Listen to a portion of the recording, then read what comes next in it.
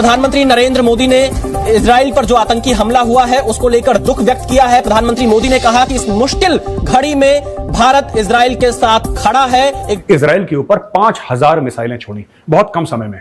इनके घर में घुस के इनको ठोको, इनके हेडक्वार्टर्स में मिसाइल मारो, आपको जो करना है करो। पूरे 140 करोड़ भारतवासी आपके साथ खड़े हैं।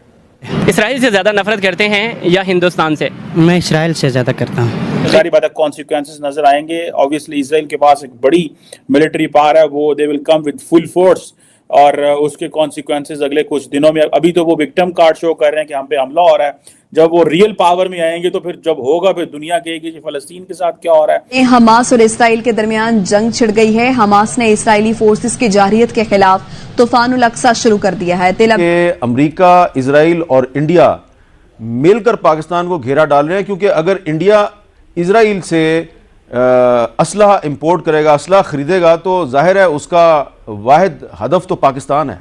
अगर इनको फौरी तौर पर कंट्रोल ना किया गया, यानी इजराइल को जो ताकत का इस्तेमाल है उससे ना रोका गया और फिलिस्तीनियों को भी ये गारंटी ना दी गई कि अगर वो जहाँ पे रहना चाहते हैं वो पीसफुल तरीके से रह सकते हैं, तो मेरा ख्याल है कि रेजिस्टेंस ब्लॉक के एक्टिव होने की वजह से पूरे रीजन को और बाकी कई रीजन्स को भी काफी नुकसान पहुंचा। हम सब लोगों को बहुत गुस्सा आता है कि जब इस तरीके की कार्रवाइयां होती हैं कि यार एकदम रौंद के खत्म कर देना चाहिए। इनफैक्ट इस बार मैं आपसे यह रिक्वेस्ट करूंगा, आईडीएफ से, इजराइल डिफेंस फोर्सेस से, इस बार आप एक तरफा काम करके खत्म कर दीजिए इसको, जड़ से इस समस्या का समाधान कर दीजिए। Which country do you hate most? Israel. National law की कोई वैल्यू है ना, ग्रेट पार्ट्स का कोई इन्फ्लुएंस है। सो जिसका जहां पे जितने ताकत है वो अपनी उसको इस्तेमाल कर रहा है। की बेस पे इस वक्त जब ये ऑफेंस लॉन्च हुआ है तो आप देख लें पूरी दुनिया में जो पब्लिक ओपिनियन है, except some of the rulers, जो पब्लिक ओपिनियन है पहले फिलिस्तीनियों की हमायत में आ रही है। अभी हमें यूके के जो लीडरशिप है उसकी तरफ से कोई थोड़े से ऐसे स्टेटमेंट नजर आए कि फिलिस्तीनी दहशतगर्दी कर रहे हैं या कुछ और स्टेट से, लेकिन ओवरऑल जो पब्लिक ओपिनियन सामने आ रही है वो फिलिस्तीनियों की हमायत में आ रही है।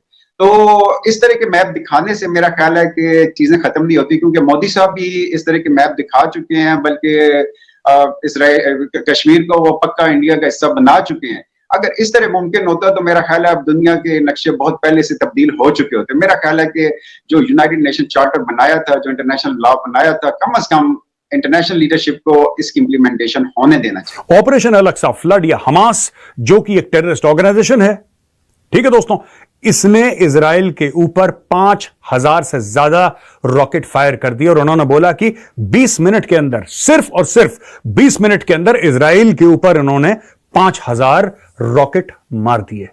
कुछ लोग मारे गए, कई घर टूटे, कुछ रॉकेट उन्होंने हवा में ही रोक दिए इजराइल ने, ज्यादातर रॉकेट्स। लेकिन फिर भी इजराइल कह रहा है this is an act of war, ये युद्ध आपने हमारे ऊपर मसल्लत करा है, हमारे ऊपर लागू करा है, अब देखना हम इसका भरपूर जवाब देंगे। Israel has declared a state of war. अच्छा, ये हुआ क्यों और ये हमास को खुजली क्या है? हमास को आखिर कोई तो खाज होगी, ये बीच बीच में ऐसे काम करते रहते हैं। देखिए, मैं आता हूं उस मेन चीज पे, हुआ क्या है। देखिए, हमास ने यह बोला है कि we decided to put an end to all crimes of the occupation. Israel ने जो भी जुल्म करे हैं आज हम उन सबको खत्म कर देंगे, और इजराइल जो अपनी मनमानी करता है आज वो मनमानी खत्म। ये इतने बेवकूफ हैं हमास वाले, दो कौड़ी की इनकी औकात नहीं, आतंकवादी हैं। इनको यह नहीं पता कि इजराइल से लड़के इनको सिर्फ मार खानी है।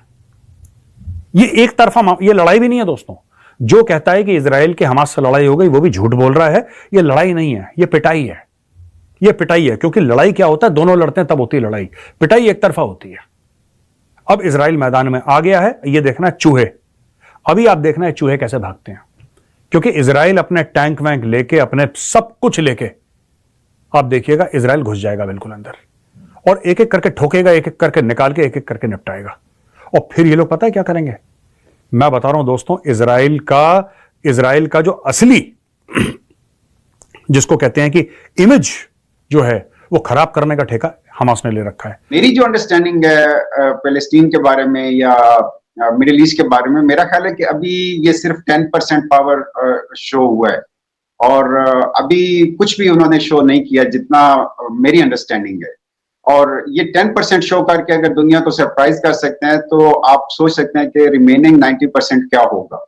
और इसकी बड़ी वजह यह है कि जब भी हम फिलिस्तीन को या मिडिल ईस्ट को अंडरस्टैंड करने की कोशिश करते हैं, being expert on middle east, हमारे पास जो सोर्सेज मोस्टली होते हैं वो वेस्टर्न सोर्सेज होते हैं, और वेस्टर्न सोर्सेज के ऊपर यूजली हमें पता है कि ज़ायनिस्ट जो लॉबी है उसका काफी कंट्रोल होता है, और वो पिक्चर सामने नहीं आने देते जो रियल होती है, और वो पिक्चर दुनिया के सामने लाते हैं जिसकी बेस पे अब्राहम अकॉर्ड भी हो सके, जिसकी बेस पे इजराइल को आइसोलेशन से निकालने की बात भी हो सके, और जिस बेस पे ये प्रेजेंट हो सके कि इजराइल में मुज़ाहमत खत्म हो गई है और दुनिया, इस्लामी दुनिया में फिलिस्तीन की हमायत दम तोड़ चुकी है।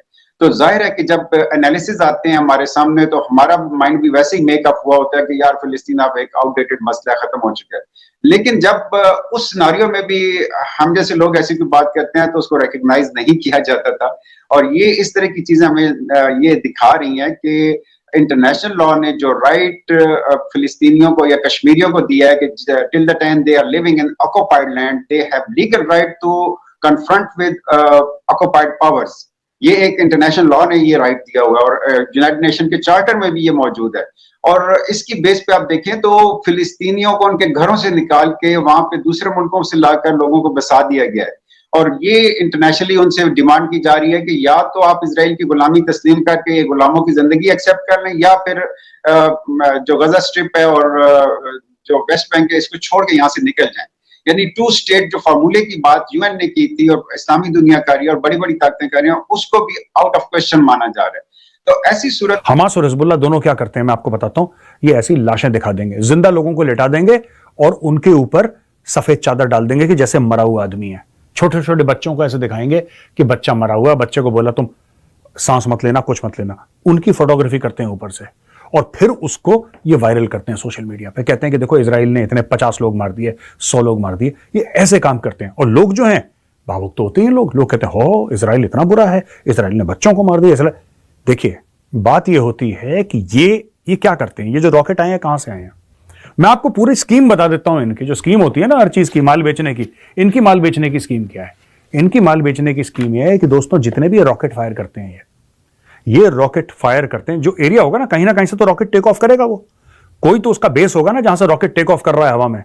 ये कोई सुनसान इलाके से नहीं करते फायर, ये करते हैं पॉपुलेटेड इलाके से, बिल्कुल जहां पे आबादी के क्षेत्र होते हैं ना, आबादी के क्षेत्र के बीचों बीच एक कॉलोनी बनी है, वहां पे हजारों दर हजारों 50-60 हजार लोग रहे, उनके बीचों बीच 15, 20, 30 रॉकेट वहां से फायर हो जाते हैं। अब क्या होता है, इजराइल का जो रडार है या इजराइल का कंप्यूटर है वो रीड करते हैं कि कहां से मिसाइल निकली।